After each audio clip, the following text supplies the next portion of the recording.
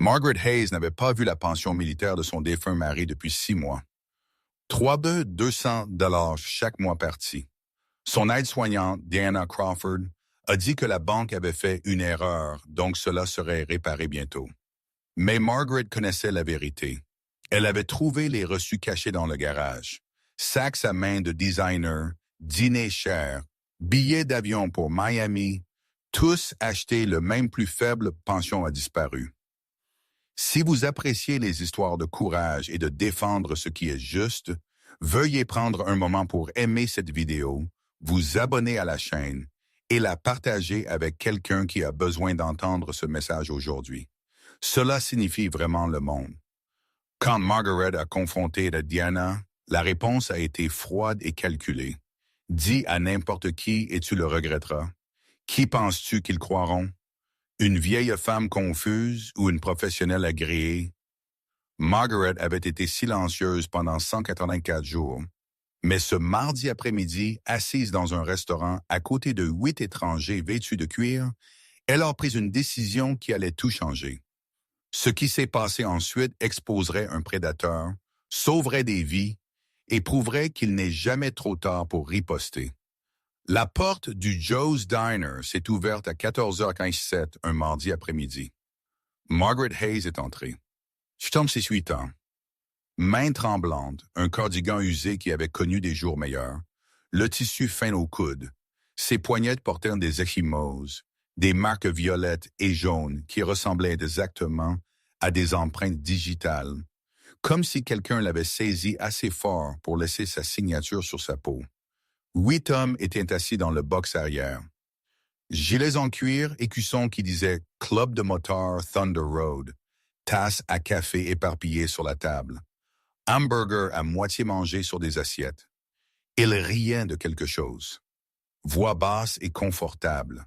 La façon dont les vieux amis le font quand ils se connaissent assez longtemps pour que le silence ne soit pas gênant et que l'humour n'ait pas besoin d'explication.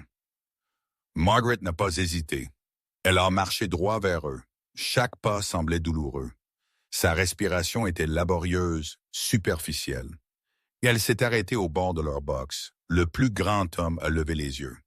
Son nom était Bear, 52 ans. Mèche grise à travers sa barbe. Yeux doux qui avaient vu trop de l'obscurité du monde, mais qui d'une manière ou d'une autre retenaient encore de la lumière. La voix de Margaret est sortie à peine au-dessus d'un murmure. « S'il vous plaît, j'ai besoin d'aide. » Mon aide-soignante dit « Je dois rester silencieuse. » Le rire est mort. 8 pères d'yeux se sont tournés vers cette femme âgée qui se tenait devant eux comme si elle se présentait pour un jugement. Bear s'est levé immédiatement, 6 pieds 4 pouces de muscles solides, se déplaçant avec une douceur surprenante. « Madame, dit-il, sa voix douce malgré sa taille, prenez ma place. » Les autres motards ont bougé sans qu'on le leur demande.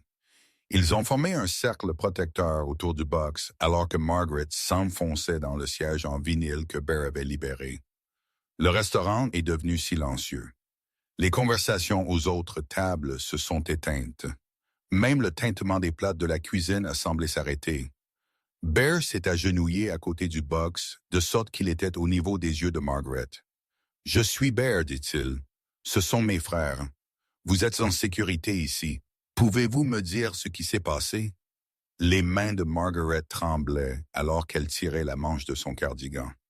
Les ecchymoses sur ses poignets étaient indubitables, en forme d'empreintes digitales, claires comme des photographies.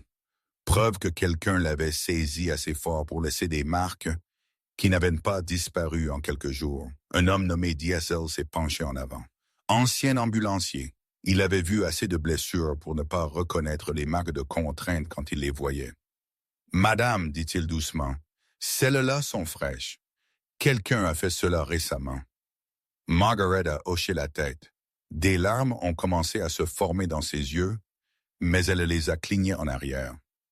Mon aide-soignante Diana, elle dit « Si je le dis à qui que ce soit, je le regretterai. » Ce que Bear ne savait pas encore, c'est que la situation de cette femme âgée était bien pire que des ecchymoses, mais il était sur le point de le découvrir. Margaret Hayes était mariée depuis 53 ans. Le nom de son mari était Robert. Tout le monde l'appelait Bobby. Il avait servi au Vietnam avec le 1er bataillon, 5e Marines, et rentré à la maison avec des histoires qu'il n'a jamais racontées et des cauchemars qui le réveillaient jusqu'au jour de sa mort il y a 14 mois. Cancer du poumon, le genre qui vous dévore de l'intérieur, lent et impitoyable. Il vivait dans une petite maison sur Maple Street à Riverside, une ville côtière où tout le monde connaissait tout le monde et où les secrets étaient monnaie courante. Robert avait planté un jardin dans le jardin. Tomates, poivrons, herbes que Margaret utilisait en cuisine. Après sa mort, le jardin est devenu sauvage. Margaret n'avait pas la force de l'entretenir, n'avait pas le cœur non plus. Regarder ces plantes envahies lui rappelait que les mains de Robert avaient touché cette terre et maintenant ses mains étaient parties. La maison contenait encore des morceaux de lui. Sa tasse à café préférée était sur l'étagère de la cuisine. Céramique bleu foncé avec un éclat sur la poignée. Margaret ne pouvait pas se résoudre à l'utiliser ou à le ranger. Des photos tapissaient de la cheminée. Robert dans son uniforme de cérémonie, jeune et sérieux.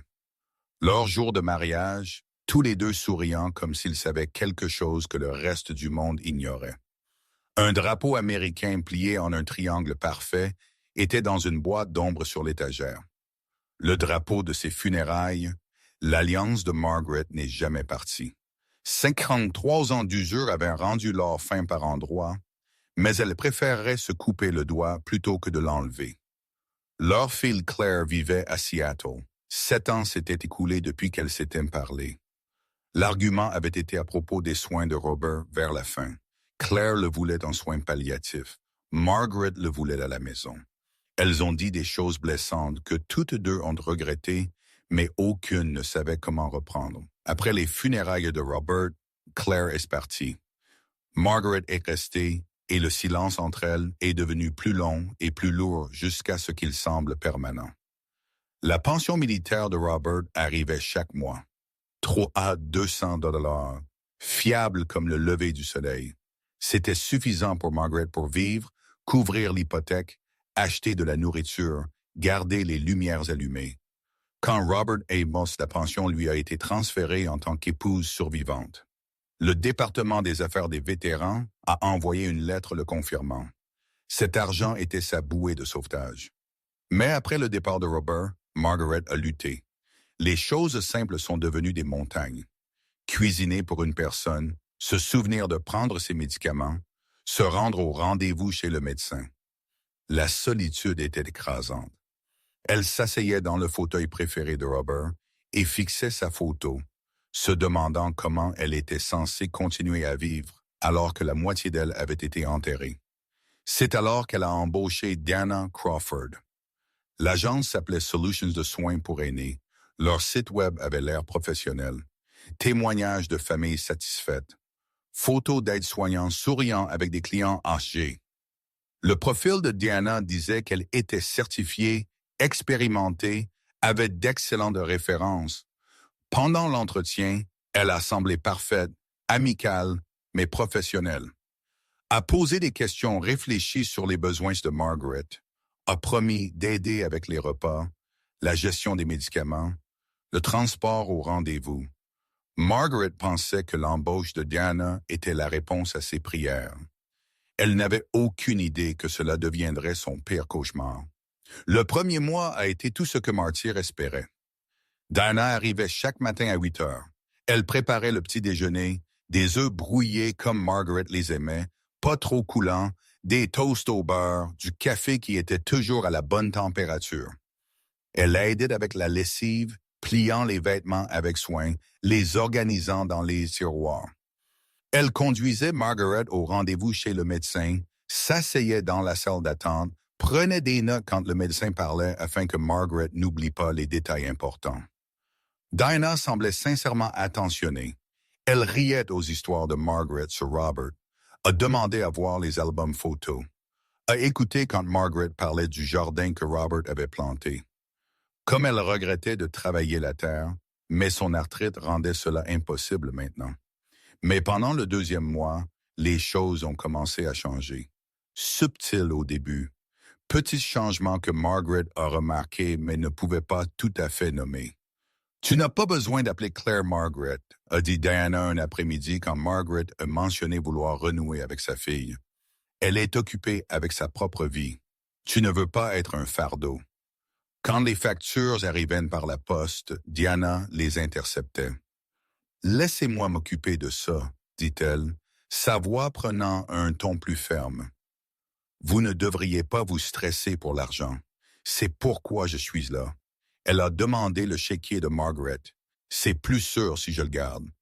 Vous savez comment les escrocs ciblent les personnes âgées. Je m'assurerai que vos comptes restent sécurisés. Au 3e mois, l'isolement s'était installé comme le brouillard. Diana a changé le numéro de téléphone de Margaret. Pour arrêter les escrocs, a-t-elle expliqué. Ils appellent constamment. De cette façon, toutes les personnes qui ont vraiment besoin de vous joindre auront le nouveau numéro. Sauf que Diana n'a jamais donné le nouveau numéro à personne. Pas aux voisins, pas aux quelques amis que Margaret avait laissés, certainement pas à Claire. Quand les voisins ont posé des questions sur Margaret, Diana leur a dit qu'elle avait besoin de calme et de repos. Ordre du médecin, dirait Diana avec un sourire préoccupé. Elle ne reçoit pas de visiteurs en ce moment. Les voisins ont hoché la tête. Comprenant, et graduellement, ils ont arrêté de demander. Diana a convaincu Margaret de lui donner la procuration. Juste pour les urgences, dit-elle. Si quelque chose arrive et que vous ne pouvez pas prendre de décision, quelqu'un doit pouvoir agir en votre nom. Je suis ici tous les jours. Cela a du sens.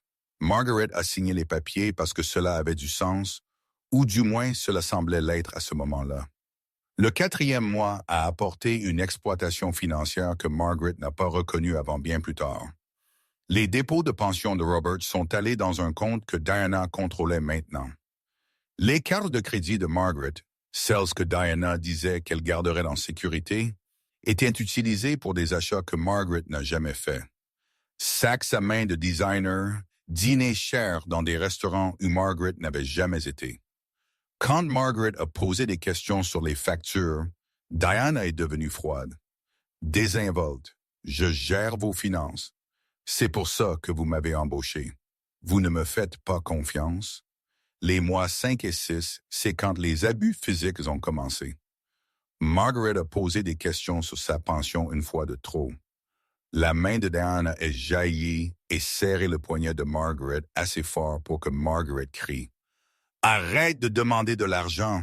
siffla Diana. « Vous êtes confuse. Je gère tout. » Quand Margaret a protesté, quand elle a dit que la prise faisait mal, Diana a retenu ses médicaments. « Si vous allez causer des problèmes, peut-être que vous n'avez pas besoin de ceux-ci aujourd'hui, » dirait-elle, tenant les flacons de pilules juste hors de portée. La porte de la chambre a commencé à se verrouiller de l'extérieur. Margaret entendrait la clé tourner après que Diana ait mis son lit. « Pour votre propre sécurité, » Diana a expliqué, « vous vous demandez la nuit. Je ne veux pas que vous tombiez et vous blessiez. » Mais Margaret ne s'est pas demandé. Elle gisait dans son lit, comptant les fissures au plafond, écoutant le silence, sentant le poids de la captivité appuyé sur sa poitrine. Les menaces de Diana sont devenues explicites. Si vous parlez à qui que ce soit de notre arrangement, ils vous mettront dans une maison de retraite. Est-ce que ce que vous voulez? Mourir seul dans une installation où personne ne connaît votre nom. Le 7e mois, c'est quand Margaret a découvert la vérité. Diana avait laissé des sacs de courses dans le garage, cachés derrière des boîtes, mais pas assez bien cachés. Margaret les a trouvés. Sacs à main de designer toujours dans leur sac de protection. Boîtes à bijoux de magasins que Margaret reconnaissait des publicités, mais n'avait jamais fréquenté. Elle a trouvé des relevés bancaires montrant ses comptes presque vides. 47 000 $ partis. Elle a regardé ses flacons de médicaments et a réalisé que les pilules ne semblaient pas correctes. Elles étaient plus légères, de forme différente. Ce n'étaient pas ses médicaments pour le cœur.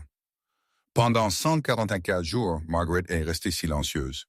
Mais ce mardi, quelque chose en elle s'est brisé. Ou peut-être que quelque chose en elle s'est finalement réveillé. Si vous croyez que le silence protège l'agresseur, pas la victime, prenez un moment pour commenter. Parlez ci-dessous. Votre voix compte dans cette conversation. Le mardi matin est arrivé avec une pâle lumière du soleil filtrant à travers les rideaux fins de la chambre de Margaret.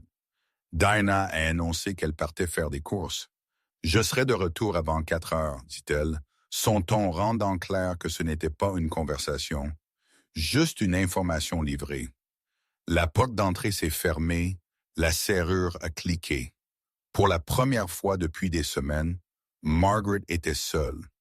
Elle s'est assise dans le silence pendant plusieurs minutes, ressentant l'absence de la présence de Diana comme un poids physique se levant de ses épaules. Puis elle a bougé lentement parce que son arthrite rendait chaque pas douloureux, mais délibérément. Elle est allée au tiroir de la table de couloir où elle gardait son carnet d'adresses. Il était toujours là, poussé à l'arrière, couvert par de vieux journaux. Diana a dû le manquer. Margaret a ouvert le livre. L'écriture de Robert la regardait en retour. En cas d'urgence, il avait écrit en haut de la première page. En dessous, des noms et des numéros, de vieux amis de l'armée, des voisins qui avaient déménagé. Le numéro de Claire, celui d'avant que Dana ne change tout. Margaret a essayé d'appeler Claire. La voix automatisée lui a dit que le numéro était déconnecté. Elle a essayé les voisins que Diana avait effrayés. Pas de réponse. Pas de réponse. Pas de réponse. Chaque appel échoué ressemblait à une porte qui se claquait. Elle a marché jusqu'au fauteuil préféré de Robert, le fauteuil inclinable marron qui gardait encore l'impression de son corps. Elle s'y est enfoncée. Sur la table d'appointe était sa photo, uniforme de cérémonie, cette expression sérieuse qu'il portait toujours pour les photos formelles. Margaret a pris le cadre, a tracé son visage avec son doigt. « Défendre ce qui est juste, Maggie », disait Robert. « Même quand c'est dur, surtout quand c'est dur. » La voix intérieure de Margaret, celle qui s'était tue sous le contrôle de Diana, est soudainement parlé clairement. « J'ai 78 ans. J'ai survécu à l'éducation d'un enfant pendant la récession. J'ai survécu à la perte de mon mari. J'ai survécu à la solitude qui est venue après. Je n'ai pas survécu à tout cela juste pour mourir en silence dans ma propre maison. Robert ne voudrait pas ça. Il la voudrait qu'elle se batte. » Margaret a regardé l'horloge. 14h15 de l'après-midi. Dinah reviendrait à 6 heures, moins de 2 heures. Pas beaucoup de temps, mais assez. Le problème était le mouvement. Margaret ne pouvait pas conduire. Diana lui avait pris son permis il y a des mois. A dit que le DMV exigeait un nouveau test à son âge et Margaret avait échoué. Sauf que Margaret n'a jamais passé aucun test. Elle ne pouvait pas marcher loin non plus. Son arthrite faisait que chaque pâté de maison ressemblait à un mile. Et son médicament pour le cœur, le vrai médicament qu'elle ne prenait plus réellement, avait gardé son cœur stable. Sans cela, l'effort la laissait essoufflée et étourdie. Mais le restaurant de Joe n'était qu'à 2 pâtés de maison. Margaret le savait car elle y marchait avec Robert le samedi matin. Ils partageraient des crêpes et du café et liraient le journal ensemble. Plus tôt aujourd'hui, quand Diana était passée devant le restaurant en allant à la pharmacie, Margaret avait remarqué des motos garées dehors, 8 d'entre elles, le chrome brillant sous le soleil de l'après-midi. Elle s'est souvenue de quelque chose que Robert avait dit il y a des années à propos d'un ami vétéran qui avait reçu de l'aide de moteur. « Les gens dangereux sont parfois les personnes les plus sûres », lui avait dit Robert. « Ils comprennent la loyauté. » Margaret s'est levée. Elle a mis son cardigan, celui que Robert lui avait donné pour Noël il y a 10 ans. Elle a pris leur photo de mariage de la cheminée. Elle a trouvé un morceau de papier et a écrit d'une écriture tremblante. « Si je ne reviens pas, c'est Diana qui l'a fait. » Elle a glissé la note sous le coussin du canapé où Diana ne la trouverait pas à moins qu'elle ne cherche. Puis Margaret Hayes est sortie par sa porte d'entrée. Margaret ne connaissait pas ses motards, ne savait pas s'ils la croiraient, ne connaissait même pas leur nom. Mais elle savait une chose. Demander de l'aide était sa seule chance de survie. Les 8 hommes assis dans le box arrière du restaurant de Joe ce mardi après-midi s'étaient réunis au fil des ans, attirés par des valeurs partagées que la plupart des gens n'attendraient pas d'hommes qui étaient du cuir et conduisaient des motos. Ils se sont appelés le club de motard Thunder Road. Leur écusson montrait un éclair frappant une route sinueuse. Cela signifiait quelque chose de spécifique pour eux. Parfois, la vie vous jette des tempêtes, mais si vous continuez à rouler, vous trouvez votre chemin. Bear, dont le vrai nom était Marcus Sullivan, a servi dans la marine pendant 12 ans. À 52 ans, il mesurait 6 pieds 4 pouces et pesait 250 livres, mais sa voix était douce, presque gentille. Il tenait un atelier de réparation de motos à la lisière de la ville. Marié, 3 enfants. Il avait perdu sa propre mère à cause de la négligence d'une maison de retraite il y a 5 ans. Un fait qui avait gravé quelque chose de permanent dans sa poitrine. Quand il voyait des personnes vulnérables, il la voyait. Diesel, né Thomas Reed, avait travaillé comme ambulancier pendant 15 ans avant de prendre sa retraite tôt. 47 ans, divorcé, pas d'enfant. Il avait vu trop de morts, tiré trop de gens d'accidents de voiture, essayé de relancer trop de cœurs qui refusaient de battre à nouveau. La formation médicale ne l'a jamais quitté. Il pouvait évaluer les blessures d'un coup d'œil, repérer les dommages internes à la façon dont quelqu'un bougeait. Ranch était Anthony Martinez, 55 ans, un mécanicien qui pouvait réparer n'importe quoi avec un moteur. Il avait servi au Vietnam, la même guerre que Robert Hayes, bien que Ranch ne le sût pas encore.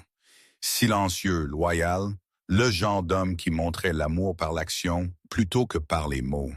Slider David Shun avait 44 ans, un ancien flic qui avait quitté les forces de l'ordre à cause d'une corruption qu'il ne pouvait pas supporter. Doué en technologie, bon avec les procédures légales, marié à son amour de lycée. Quand le système échouait les gens, Slider le prenait personnellement. Les autres, Hawk, Gunner, Moose et Tiny, avaient entre 38 et 60 ans. Divers horizons, construction, enseignement, militaire à la retraite. Chacun avait des raisons personnelles de protéger les vulnérables. Chacun avait vu ce qui se passait quand les bonnes personnes détournaient le regard de la souffrance. La philosophie du club était simple. Nous roulons pour ceux qui ne peuvent pas rouler pour eux-mêmes. Ils avaient déjà aidé des victimes d'abus, vétérans luttant contre l'itinérance, femmes fuyant des relations dangereuses. Joe, le propriétaire du restaurant, leur a donné des recharges gratuites parce qu'ils avaient aidé sa fille à quitter un ex-petit ami violent. Le box où ils étaient assis était officieusement le leur. Les habitants savaient de ne pas le prendre le mardi. Ces 8 hommes n'avaient aucune idée que leur déjeuner habituel du mardi était sur le point de devenir quelque chose de bien plus important. Le premier instinct de Bear quand Margaret lui a montré ses poignets contusionnés était la protection, pas la colère, bien que cela viendrait plus tard. Protection. Le même instinct qui le faisait s'arrêter sur les autoroutes quand il voyait des automobilistes en panne. Cela le faisait vérifier ses voisins pendant les tempêtes. Cela le faisait arrêter de respirer normalement quand il voyait quelqu'un souffrir. Il a demandé à Joe d'apporter de l'eau et de la soupe. Les autres moteurs ont changé de position sans discussion, formant un cercle protecteur autour du box de sorte que Margaret était assise au centre, entourée d'hommes qui semblaient soudainement moins des étrangers et plus des gardes. Margaret s'est enfoncée dans le siège en vinyle. Elle ne pouvait pas établir de contact visuel. Ses mains tremblaient sur ses genoux. « Madame, dit Bear, s'agenouillant de sorte qu'il était à son niveau des yeux. « Comment vous appelez-vous? »« Margaret. Margaret Hayes. Je suis Bear. Ce sont mes frères. Vous êtes en sécurité ici, je vous le promets. Maintenant, prenez votre temps et dites-nous ce qui s'est passé. L'histoire est sortie par morceaux. Des fragments au début, puis des phrases complètes, puis un flot. » Margaret s'est présentée correctement. Veuve de 78 ans. Son mari Robert avait servi au Vietnam. Il est mort il y a 14 mois d'un cancer du poumon et le perdre avait été comme perdre sa capacité à respirer. Elle avait embauché une aide-soignante nommée Dana Crawford par le biais d'une agence parce qu'elle ne pouvait plus se débrouiller seule. Au début, Dana avait semblé parfaite, professionnelle, gentille. Mais lentement, elle avait pris le contrôle, changé le numéro de téléphone de Margaret, l'avait isolée de ses voisins, l'avait convaincue de signer des documents de procuration. L'argent de la pension de Robert, a commencé à disparaître. Les cartes de crédit de Margaret ont été utilisées pour des achats qu'elle n'a jamais faits. Margaret a de nouveau relevé ses manches et montré plus clairement les ecchymoses sur ses poignets. Celles-ci sont de quand j'ai demandé à propos de mon argent, dit-elle. Sa voix était plus stable maintenant, comme si dire la vérité à voix haute lui donnait de la force. Dana me saisit quand je proteste. Quand j'ai posé trop de questions, Diesel s'est penché, sa formation de paramédic prenant le dessus. Madame, ce sont des marques de contention. Quelqu'un vous a saisi fort. Y a-t-il d'autres blessures? Margaret a hoché la tête. Elle a relevé ses manches plus haut, a révélé des ecchymoses sur le haut de ses bras, violettes et jaunes, le genre qui vient des doigts s'enfonçant dans la chair. Elle me saisit quand je demande à propos de mon argent. Margaret a répété. Elle dit que je suis confuse, que je suis vieille et que je ne comprends plus comment fonctionnent les finances. Slider, l'ancien flic, avait des questions.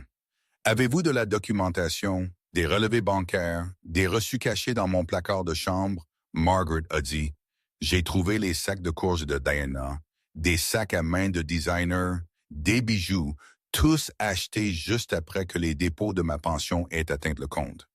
De combien parlons-nous? A demandé Slider, bien que son expression suggérait qu'il savait déjà que la réponse ne serait pas petite. 47 000 $, a dit Margaret.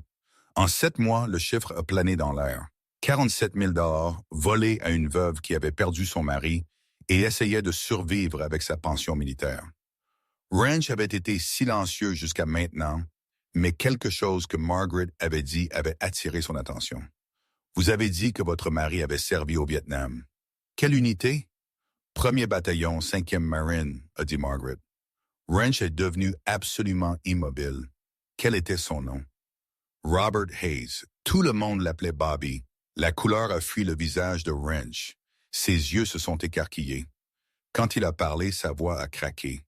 Bobby Hayes a sauvé ma vie à l'aube. Nous étions dans un VAB qui a pris des tirs. Moteur pris, a commencé à brûler, j'étais piégé. Bobby m'a tiré dehors par la trappe. Je l'ai cherché après la guerre. Perdu la trace. Je ne savais pas qu'il était mort il y a 14 mois, a dit Margaret doucement. Cancer du poumon. Wrench a essuyé ses yeux avec le dos de sa main. Ce vétéran de 55 ans qui avait vu le combat et la mort et l'horreur pleurait dans un box de restaurant. Madame, dit-il, sa voix épaisse d'émotion. Bobby Hayes est la raison pour laquelle je suis en vie. Je lui dois tout, et cela signifie que je vous dois tout. Le silence à la table était lourd de sens. Ce qui avait commencé comme un étranger demandant de l'aide était juste devenu profondément personnel. Si vous croyez que nous devrions honorer nos vétérans en protégeant leurs familles, veuillez appuyer sur ce bouton d'abonnement. Les gens qui exploitent les vulnérables n'aimeront pas que cette histoire soit racontée. Nous nous en fichons. C'est exactement le genre d'histoire qui a besoin d'être partagée. Bear s'est levé, sa mâchoire serrée de détermination. Madame Hayes, dit-il, nous allons vous aider, nous tous, mais j'ai besoin que vous répondiez d'abord à une question. À quelle heure Dana revient-elle chez vous? Margaret a regardé l'horloge sur le mur du restaurant. Habituellement, c'est... Il est 15h10 maintenant. Bear a regardé ses frères. Nous avons 50 minutes. Bougeons. Ce qui avait commencé comme un étranger demandant de l'aide était juste devenu profondément personnel. Bear a sorti son téléphone, a vérifié l'heure à nouveau, puis a regardé ses frères. Ces hommes avaient travaillé ensemble assez longtemps pour que la communication se fasse par des regards et des hochements de tête autant que par des mots. Ils ont compris l'urgence. Ils ont compris les enjeux. D'accord, dit Bear, sa voix prenant le ton du commandement. Diesel, nous avons besoin de documentation médicale de ces ecchymoses. Peux-tu photographier et enregistrer les blessures correctement? Diesel a hoché la tête. À propos de ma caméra dans le camion, je documenterai tout. Prends des notes sur l'âge des ecchymoses, l'emplacement, la gravité. Cela tiendra. Slider Bayer a continué. Nous avons besoin de ces relevés bancaires et reçus avant que Diana ne détruise les preuves. Tu sais ce qu'il faut chercher. Slider. L'ancien flic savait exactement ce qu'il fallait chercher. L'exploitation financière suit des schémas. Je photographierai tout. Assure-toi que nous avons des copies numériques. Si elle essaie de prétendre que Margaret a autorisé les achats, la documentation prouvera le contraire. Wrench a pris la parole, sa voix encore rauque d'émotion en apprenant la mort de Robert. Nous devons mettre Margaret en sécurité quelque part. Quelque part où Diana ne peut pas la trouver. Bear a accepté. Moose Tiny, vous restez ici avec Margaret. Gardez-la en sécurité. Ne la perdez pas de vue. Le reste d'entre nous allons chez elle. Le visage de Margaret montrait de l'inquiétude. La peur ne l'avait pas complètement quittée. Mais Diana sera en colère. Elle dira que je mens. Elle a des qualifications, références de l'agence. Les gens croient en les aides-soignants. Slider a rencontré ses yeux. Madame, l'exploitation financière est un crime. Ces ecchymoses sont des preuves d'agression. Les qualifications ne protègent personne des accusations criminelles. Si les preuves sont là et vous dites qu'elles le sont, alors les qualifications n'auront pas d'importance. Margaret a fouillé dans la poche de son cardigan, a sorti une clé de maison. Sa main tremblait alors qu'elle l'attendait à Bear. 847 Maple Street, la petite maison blanche avec des volets bleus. Les documents sont dans mon placard de chambre, poussés à l'arrière, couverts de couverture. Diana fouille mes affaires. Elle pourrait les avoir déplacés. Bear a refermé sa main autour de la clé. Nous les trouverons. Qu'en est-il des médicaments? Vous avez dit qu'elle vous donnait de fausses pilules. Comptoir de cuisine. Margaret a dit que les flacons sont étiquetés correctement, mais les pilules à l'intérieur sont fausses. Ce ne sont pas mes médicaments pour le cœur, je les ai cherchés. Ce sont des multivitamines. L'expression de Diesel s'est assombrie. Ce n'est pas seulement de l'abus, c'est une tentative de meurtre. Si vous avez une maladie cardiaque et que quelqu'un retient des vrais médicaments, ils essaient activement de vous nuire. Le poids de cette déclaration s'est abattu sur le groupe. Ce n'était pas seulement de l'exploitation financière. C'était quelqu'un qui détruisait systématiquement la vie d'une femme âgée. Bear a regardé sa montre. Il est 15h15. Nous devons bouger maintenant. Wrench Gunner appelle le shérif Morrison en chemin. Nous avons besoin que les forces de l'ordre soient au courant de cette situation avant de confronter Diana. Sur ce, Wrench a dit, sortant déjà son téléphone. L'équipe s'est levée. Bear a regardé Margaret une fois de plus. Madame Hayes, vous avez fait la bonne chose en venant ici. Vous comprenez cela? Margaret a hoché la tête, cependant. Des larmes se formaient de nouveau dans ses yeux. Nous allons arranger ça, a dit Bear. C'est une promesse. Ils se sont dirigés vers la porte. Le camion de Bear, un Ford F-250 noir, était garé dehors. Huck et Gunner ont démarré leur moto. Le bruit des moteurs est rempli le calme mardi après-midi à Riverside. Cette petite ville côtière où tout le monde connaissait tout le monde était sur le point d'apprendre que parfois les personnes les plus dangereuses d'apparence étaient celles qui se battaient pour la justice. Joe, le propriétaire du restaurant, a apporté à Margaret un bol de soupe, poulet et nouilles, de la vapeur montant du bol. Il s'est assis en face d'elle. « Vous avez fait de la bonne chose, Madame Hayes, dit-il doucement. Ces gars, ce sont des vrais. Si quelqu'un peut vous aider, c'est eux. » Margaret a regardé par la fenêtre alors que les camions et les motos s'éloignaient du restaurant, se dirigeant vers Maple Street, se dirigeant vers des preuves qui prouveraient que Diana Crawford était un prédateur. Ils avaient 45 minutes avant le retour de Diana. Mais ce qu'ils étaient sur le point de trouver dans la maison de Margaret rendrait cette situation bien plus sérieuse que quiconque ne s'y attendait. Le Ford F-250 noir s'est arrêté devant le 847 Maple Street à 15h22 de l'après-midi. La petite maison avait l'air exactement comme Margaret l'avait décrite, blanche avec des volets bleus, jardin envahi dans le jardin avant. Plantes qui avaient autrefois été soigneusement entretenues, maintenant sauvages et s'étendant. Les fenêtres avaient des rideaux tirés serrés. L'allée était vide. Pas de signe de la Honda Accord blanche de Diana encore. Bear a déverrouillé la porte d'entrée. L'odeur les a frappés immédiatement. Air vicié, médicaments, l'odeur particulière de la solitude qui s'installe dans les maisons où les gens arrêtent de vivre et commencent simplement à exister.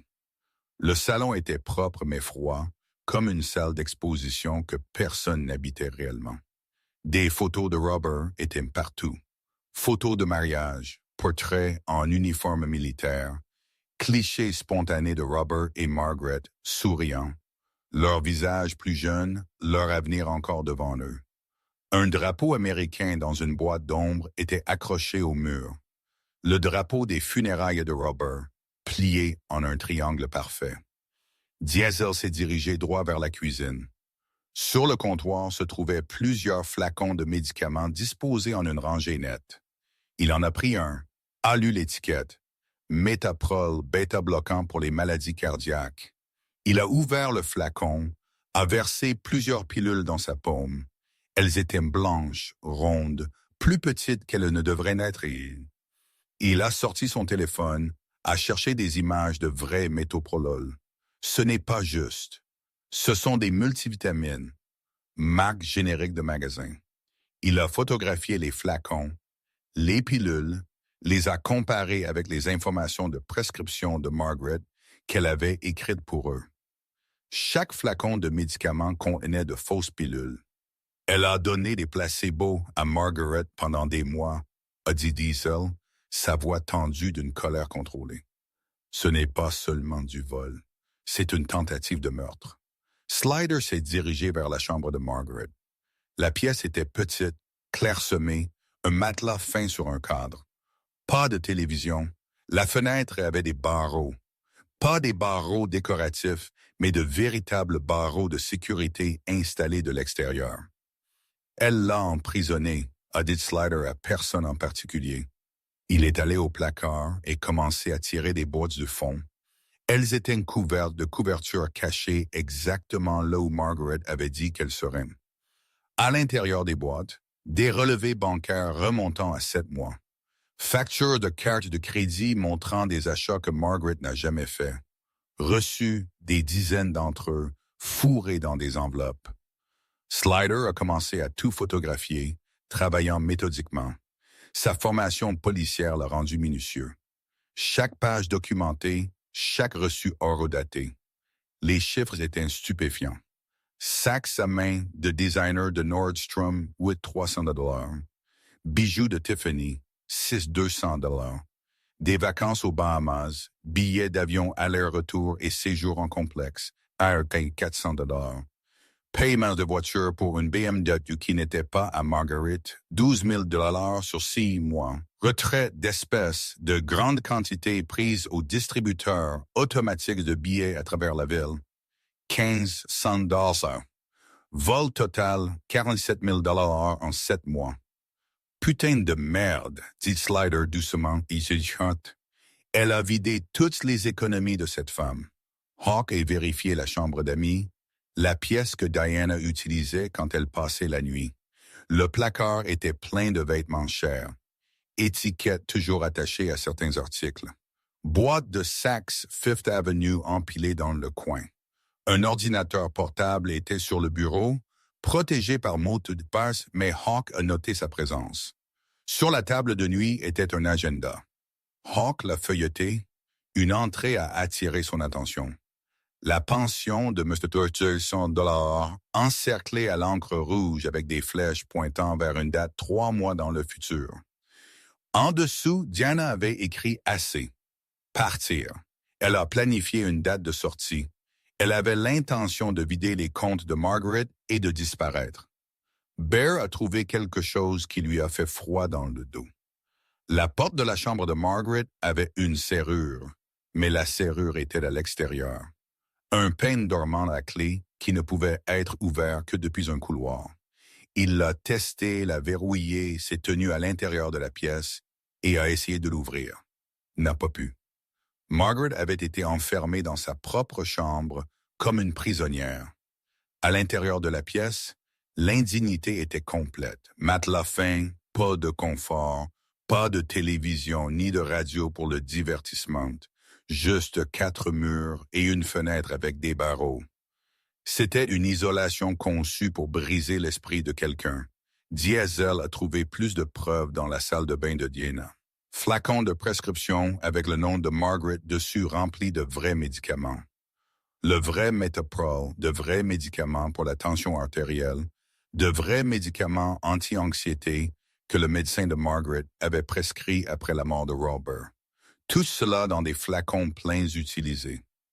Diana avait gardé les vrais médicaments pour elle-même, ou peut-être pour les vendre et donner à Margaret des pilules sans valeur tout en empochant la différence. Wrench est allé au garage sous une bâche. Il a trouvé la voiture de Margaret, une Honda Civic de 2008, couverte de poussière. Les plaques d'immatriculation avaient été retirées. La batterie était déconnectée. Diana s'était assurée que Margaret ne pouvait pas partir, ne pouvait pas se conduire n'importe où, ne pouvait pas s'échapper. Slider a trouvé quelque chose qui a tout changé. Dans la table de nuit de Diana, enfouie sous des magazines, se trouvait un journal, un carnet où Diana avait documenté ses pensées. Slider a lu des entrées à voix haute aux autres, sa voix devenant plus dure à chaque phrase. Margaret a posé des questions sur la pension de nouveau aujourd'hui.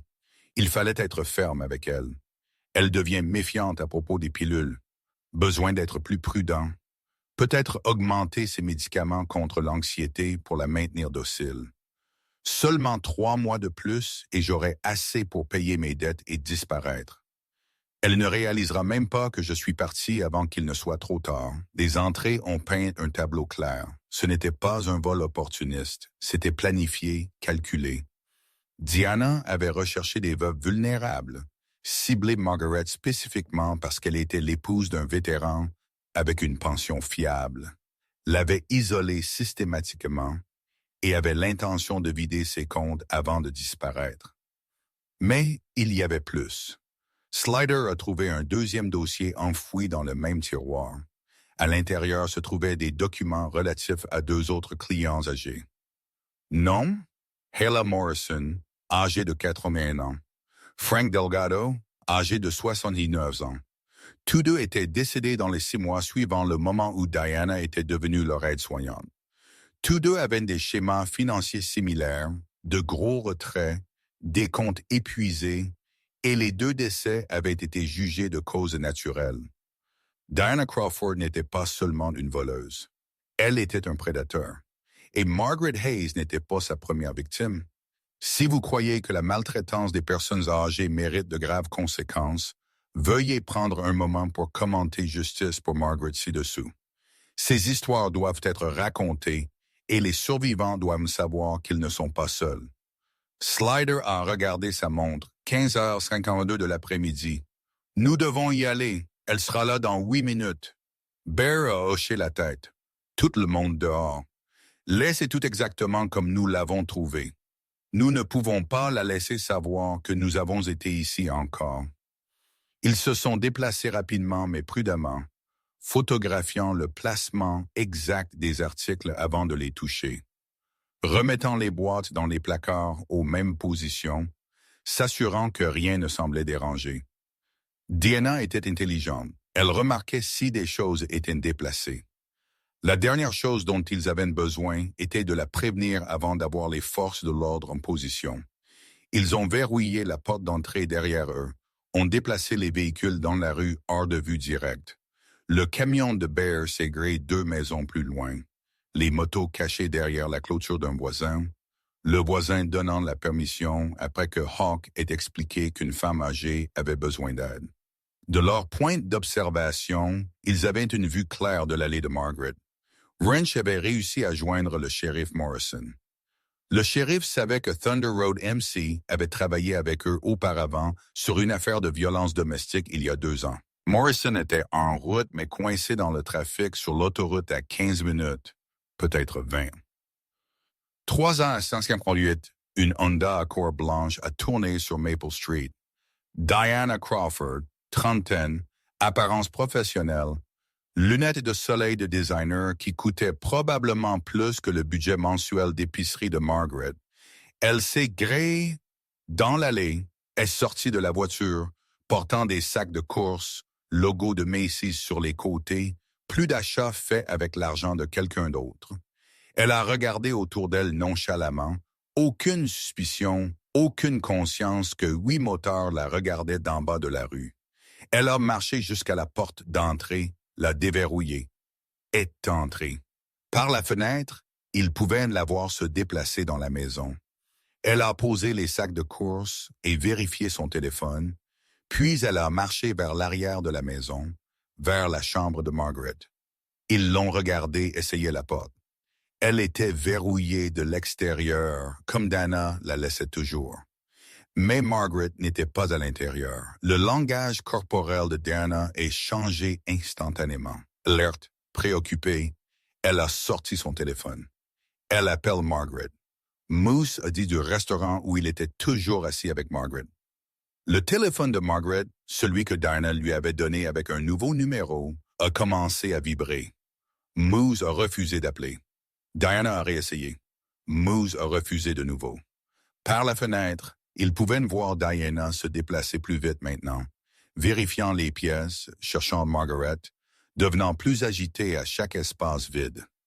Diana est allée au placard dans la chambre de Margaret. Les boîtes, elle les a tirées, les a ouvertes. Son visage montrait de la panique. Elle savait que quelqu'un les avait fouillées. Les boîtes n'étaient pas tout à fait dans la même position. Petite différence, mais suffisante.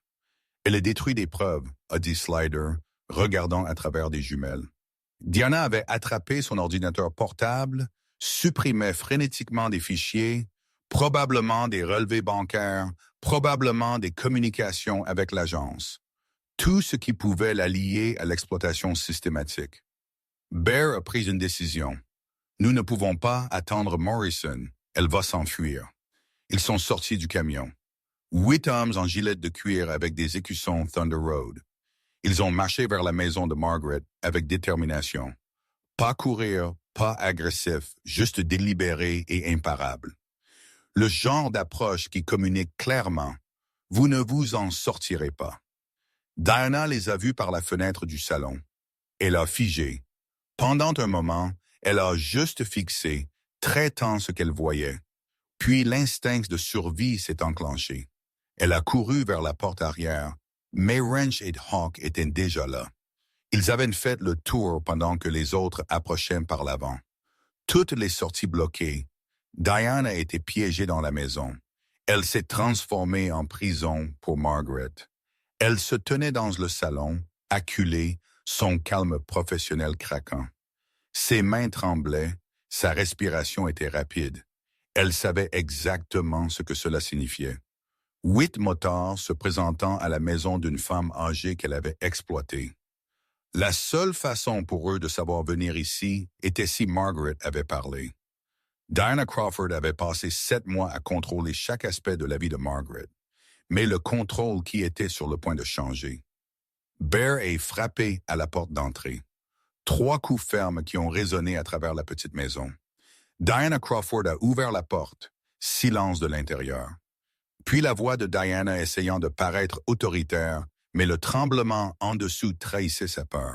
« Je ne sais pas qui vous êtes, mais vous devez partir. J'appelle la police. » Slider s'est avancé et parlait assez fort pour que Diana puisse entendre à travers la porte.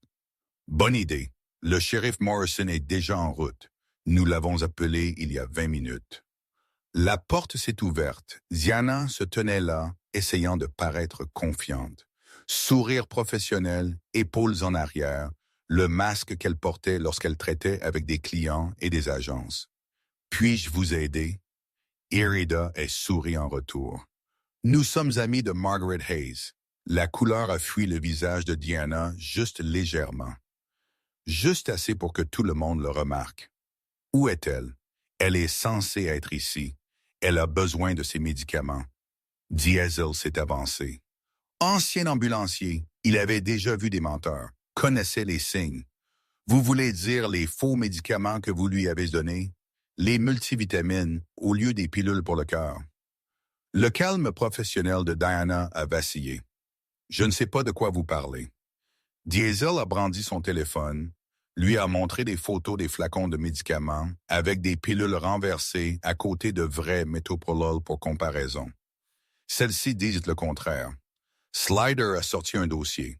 Relevé bancaire imprimé, facture de carte de crédit, tous photographiés du placard de Margaret. 47 000 $ volés en 7 mois. Sac de designer, bijoux, vacances, tout avec l'argent de Margaret. Le masque de Diana glissait. Si je peux expliquer. Margaret a autorisé ses achats. Elle voulait que j'aie de belles choses. Elle a insisté. A-t-elle insisté pour que vous l'enfermiez dans sa propre chambre? La voix de Bear était calme, plus dangereuse que s'il avait crié. Nous avons trouvé le peigne dormant à l'extérieur de sa porte. Je la protégeais. Elle erre la nuit. Je ne voulais pas qu'elle tombe. Wrench s'est avancé. Il avait été silencieux jusqu'à maintenant, mais quelque chose se construisait dans lui. 50 ans d'émotions stockées à propos d'un homme qui lui avait sauvé la vie au Vietnam. Le mari de Margaret était Robert Hayes. Bobby Hayes. Hayes, 1er bataillon, 5e Marine. Les yeux de Diana montraient de la confusion. Elle ne comprenait pas pourquoi cela importait. Il a sauvé ma vie à Dawn. Wrench a continué, sa voix basse et contrôlée, mais portant le poids de décennies. M'a sorti d'un VAB en feu quand j'étais piégé, et vous avez remboursé sa veuve en la torturant. Je n'ai torturé personne. La voix de Diana montait maintenant, défensive. Elle est confuse, elle est âgée, elle oublie des choses, elle ne comprend pas comment fonctionnent ses finances. Bear a sorti son téléphone et fait défiler jusqu'à une photo de l'entrée du journal de Diana. Lisez-le à voix haute. Seulement 3 mois de plus et j'aurai assez pour payer mes dettes et disparaître. Vous n'avez pas prévu de prendre soin d'elle, Diana. Vous avez prévu de la voler et de partir. Diana a alors réalisé à quel point elle était complètement piégée. Preuves photographiées, 8 témoins. Shérif en route, elle a essayé une approche différente. Sympathie. Écoutez, c'est un malentendu. La fille de Margaret l'a abandonnée. Elle était toute seule. Quelqu'un devait l'aider. L'expression de Slider s'est durcie. Ancien flic. Il avait entendu toutes les excuses. Sa fille vit à Seattle. Vous avez changé le numéro de téléphone de Margaret afin qu'elle ne puisse pas appeler. Vous l'avez isolée de tous ceux qui se souciaient d'elle. Je la protégeais des gens qui profiteraient d'elle. De quoi? La voix de Bear a coupé.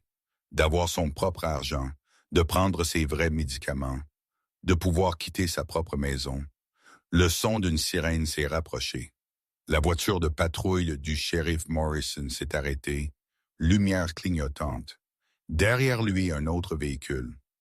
La détective Sarah Chun est sortie. Chun était avec le groupe de travail sur la maltraitance des personnes âgées de l'État. Elle enquêtait sur des plaintes concernant des aides-soignants depuis des mois. Chun a marché jusqu'à la porte, a montré son badge à Diana. Diana Crawford, nous vous cherchions. Le visage de Diana est devenu blanc. Quoi? 2 clients âgés en Oregon sont décédés pendant que vous les soigniez. Helen Morrison et Frank Delgado. Circonstances suspectes. Schéma financier similaire à ce que nous voyons ici. Diana a reculé. Je ne sais pas de quoi vous parlez. Chun a sorti un mandat d'arrêt. La police d'État de l'Oregon a rouvert les 2 dossiers le mois dernier.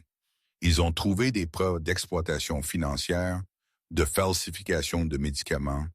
Les 2 décès sont maintenant enquêtés comme des homicides. Elle a regardé Diana avec mépris. Margaret Hayes est chanceuse. Elle a demandé de l'aide avant qu'il ne soit trop tard. Le shérif Morrison s'est avancé avec des menottes. Diana Crawford, vous êtes en état d'arrestation pour maltraitance des personnes âgées. exploitation financière, agression et emprisonnement illégal. Vous avez le droit de garder le silence. Alors que Morrison lisait ses droits Miranda, le masque professionnel de Diana s'est finalement brisé complètement. Elle a regardé les motards, le shérif, la détective Chun, cherchant de la sympathie. N'en trouvant aucune. « Ce n'est pas fini », dit-elle alors que Morrison la menottait. La réponse de Bear fut calme. « Finale. » Oui, ça l'est. Ils l'ont conduite à la voiture de patrouille. Dina a lancé un regard noir au motard alors qu'elle était mise sur le siège arrière, mais son regard n'avait plus aucun pouvoir. Juste une rage impuissante d'être prise. Si vous ne supportez pas les gens qui prient sur les vulnérables, veuillez commenter plus de silence ci-dessous. Rendons clair que cette communauté est contre la maltraitance des personnes âgées. Diana Crawford avait passé des mois à faire en sorte que Margaret se sente impuissante. Mais à la fin, le pouvoir appartenait aux gens qui se sont levés pour ce qui était juste. Bear est rentré dans le Joe's Diner à 16h37 de l'après-midi. Margaret était toujours assise dans le box avec Moose et Tiny. Son bol de soupe était vide. Elle avait mangé, ce qui était bon, mais ses yeux contenaient de la peur. Le genre de peur qui ne part pas juste parce que quelqu'un dit que tout ira bien. Elle a levé les yeux quand Bear s'est approché. Qu'est-il arrivé? Bear s'est agenouillé à côté du box, de la même manière qu'il l'avait fait quand elle est entrée pour la première fois en demandant de l'aide. Elle a été arrêtée. Madame Hayes, Dinah ne peut plus vous faire de mal. Les mains de Margaret ont volé à son visage. Elle a couvert ses yeux. Ses épaules ont commencé à trembler. Les sanglots venaient de quelque part de profond, quelque part qui avait été enfermé pendant 184 jours. Soulagement et chagrin et trauma, tout se libérant en même temps. Elle a pleuré comme quelqu'un qui avait retenu sa respiration